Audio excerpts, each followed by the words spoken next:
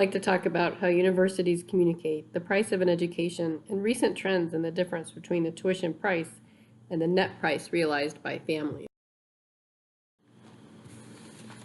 So how much does college cost? Are college costs rising too quickly? Are families being priced out of a college education? How can anyone afford this? The press coverage can be overwhelming, and the cost of college, including the student loan debt students take on to cover those costs, have become a prominent political issue. The actual dollar amount a student will need to pay can be hard to understand, even for administrators and employees of the university. College costs have been rising throughout the past several decades. This is based on numerous different factors, including decreased public funding for education at the state level. In Arizona, public funding for higher education has decreased $390 billion since the Great Recession in 2008, requiring colleges to find other funding sources to ensure students receive the educational opportunities required to excel, be competitive, and be successful. The decreased priority of public funds for education has increased the burden on families to pay tuition.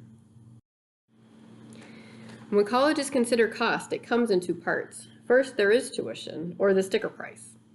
Tuition is the charges students see on their student account bill, including tuition and fees for things like specific program, technology fees, or other student service fees.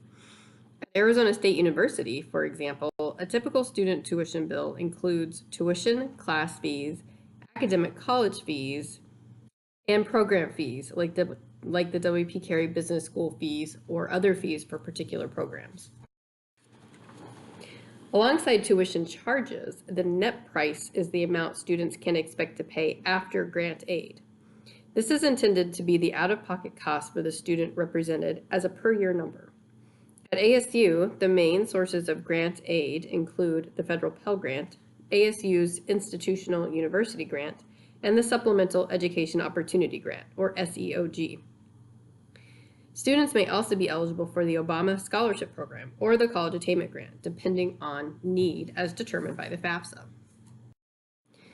Colleges are required to provide net price calculators for students to use to help understand cost. The ASU calculator is available at the students.asu.edu website. The question you should really be asking when considering college costs, beyond the sticker price, is what is the net price? And when we think about college cost, what has been happening to tuition in relation to the net price? How much is it costing students to go to college? Let's compare recent years for tuition and net price between the years 2013, 2014, and 2015, 2016. The above chart shows the average tuition price percent increase across different educational sectors. As you can see, the increase in tuition price varied from a high of 7.15% to a low of negative 1.675%.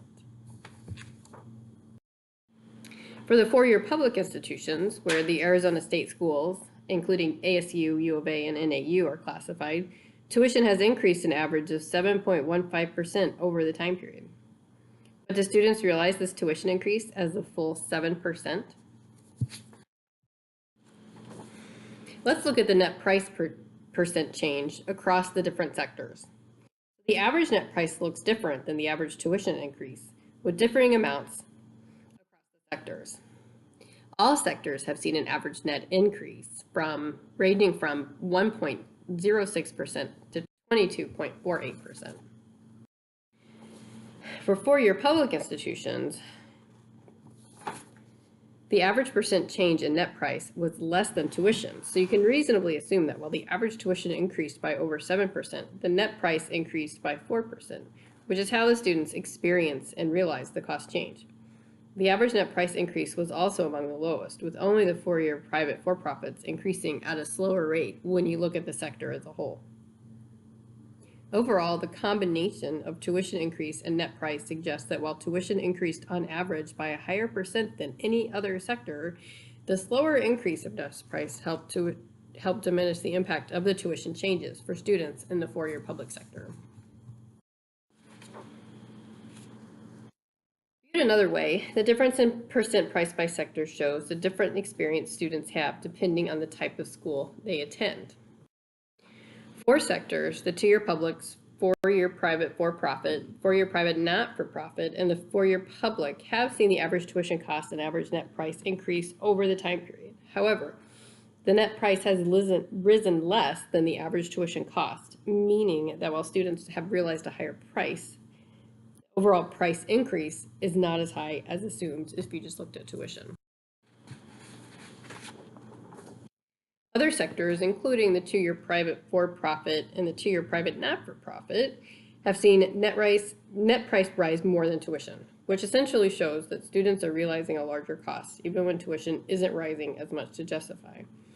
At the less than 2-year publics, the net price has increased more than 20%, with students receiving less grant and scholarships to offset tuition at the highest rate. So what about ASU? Compared to other universities in the Pac-12, the percent change in net price at ASU has been less than the percent change in other universities, including Oregon State, the University of Southern California, and Washington State. Of the Pac-12, Stanford and the University of California, Berkeley are among those managing the increase in tuition costs with grants and scholarships so that students experience negligible net price increases. Looking at just the Arizona universities, the intersection of decreased public funding and the cost passed to students is clear. Tuition is rising, and ASU and U of A are struggling to keep up with gift aid to minimize the impact of the tuition increases. This can all be discouraging for Arizona families. So what are students and families to do? Worth it? The answer is different for every family, and the choice of college should be considered in light of cost and how much debt you are comfortable accruing. But data from the Bureau of Labor Statistics is clear. Median earnings increase as level of education increases. So a college education may be expensive, but increasingly demonstrated as necessary if earnings over the lifetime are a priority. So in conclusion, trends in college costs differ by sector. And when understanding trends, it is important to understand not just tuition, but net price and overall affordability. But if the choice is between a bachelor's degree or no bachelor's degree, students and families should understand the long-term implications of the investment of education to determine if it is worth it.